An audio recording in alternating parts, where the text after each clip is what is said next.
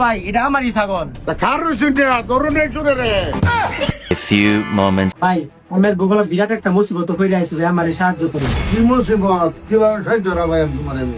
ভাই আমার বইটা কি ছাগল আছে না ফাটি, এটা সুরের নিচে গা বুঝছেন।